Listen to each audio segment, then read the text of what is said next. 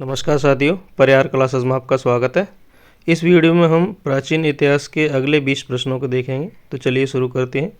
पहला प्रश्न है, हड़प्पा में एक उन्नत जल प्रबंधन प्रणाली का पता कहाँ से चला है? धोलावीरा, लोथल, कालीबंगा या आलमगीरपुर? तो धोलावीरा में से उन्नत जल प्रणाली के बारे में पता चला है।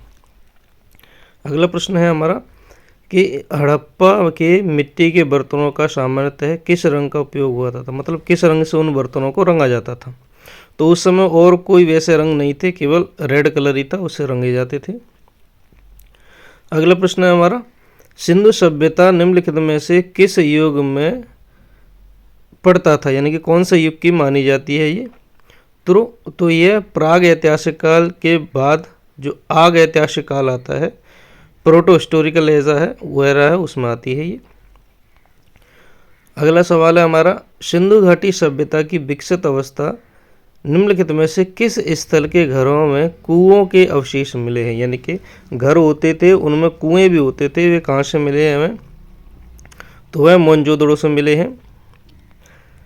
अगला सवाल है हमारा, सिंधु घाटी सभ्यता को खोज निकालने में जिन दो भारतीयों के नाम जुड़े हुए हैं, तो वे ऑप्शन ए है दयाराम साहनी और राखलदास बनर्जी जी। अगला सवाल है हमारा, रंगपुर जहाँ हड़प्पा की समकालीन सभ्यता थी वह कहाँ पर पड़ता है? रंगपुर पड़ता है सौराष्ट्र में। सॉरी।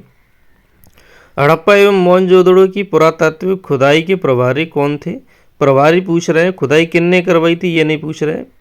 तो वे देखो ऑप्शन में देख लो, मैकाले, ये तो जो आधुनिक भारत के इतिहास है उसमें,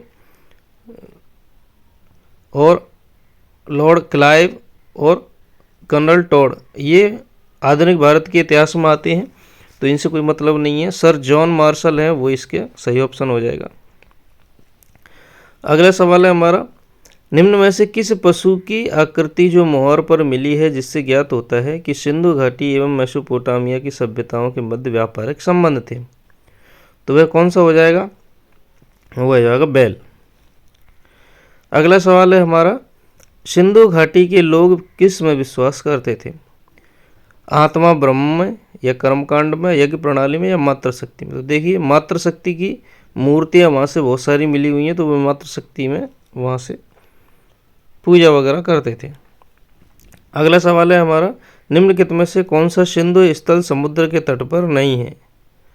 तो कोट दीजी है, लोथल है और सूरकोटता है। बालाकोट नहीं है, सॉरी, कोट दीजी नहीं है। कोट दीजी हमारा मोहनजोदड़ो के समीप स्थित है, ठीक है, समुद्र तट के पास नहीं पड़ता है। अगला सवाल है हमारा, निम्नलिखित में से कौन मोहनजोदड़ो की सबसे बड़ी इमारत मानी जाती है? तो विशाल अन्नागार या अनाज भरने के कमरे थे, उनको माना जाता है। अगला सवाल है हमारा, हड़प्पा कालीन लोगों ने नगरों में घरों के विन्यास के लिए कौन सी पद्धति अपनाई थी?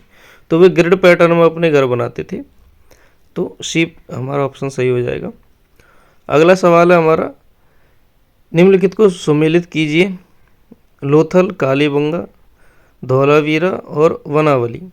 और जुते हुए खेत, गोदीवाड़ा, पक्की मिट्टी के बनी हुई हल और हड़प्पाई लिपि के बड़े आकार के 10 चिन्हों वाला एक शिलालेख। तो देखिए लोथल से मिला है गोदीवाड़ा यानी कि डॉकयार्ड, कालीबंगा से मिले हैं जुते हुए खेत, धौलावीरा से मिला है जो लिपि है 10 चिन्हों को मिला है वो, और वनावली से मिले हैं पक्की मिट्टी की बनी हुई कुछ हल। तो ए से 2, बी से 1 ऐसे करके एक दूसरे क्रॉस करके जुड़े हुए हैं, तो बी ऑप्शन सही है। अगला सवाल है हमारा, निम्नलिखित पशुओं में से किसी एक का हड़प्पा सभ्यता में पाई गई मोहरों और टेराकोटा कलाकृतियों के निरूपण का अंकन नहीं मिलता है? तो वह शेर का नहीं मिलता है। बाघ, हाथी, गेंडा तीनों का मिलता है। हिरण, भेड़ वगैरह भी थी। हड़प्पावासी किस धातु से परिचित नहीं थे? तो वे लोहे से परिचित नहीं थे, ठीक है। अगला सवाल है हमारा, निम्नलिखित में से किस हड़प्पा कालीन स्थल से युगल समाधान के साक्ष्य मिले हैं? कुंताशी, धौलावीरा, लोथल या कालीबंगा? तो लोथल से मिले हैं।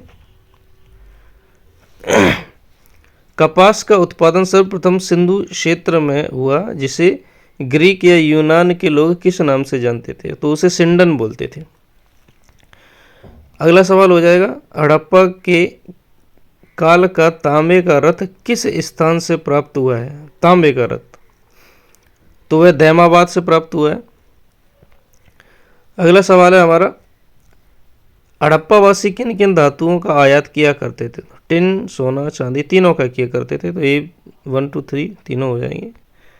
हमारा आखिरी सवाल है, हड़प्पावासी लाजवर्द यानी कि भवन निर्माण की सामग्री का आयात कहाँ से करते थे? लाजवर्द तो वह हिंदू कुश क्षेत्र से किया करते थे। तो ये थे हमारे अगले 20 सवाल। अगर आपको सवाल अच्छे लगते हैं तो वीडियो को लाइक करें और चैनल को सब्सक्राइब करें। Thank you.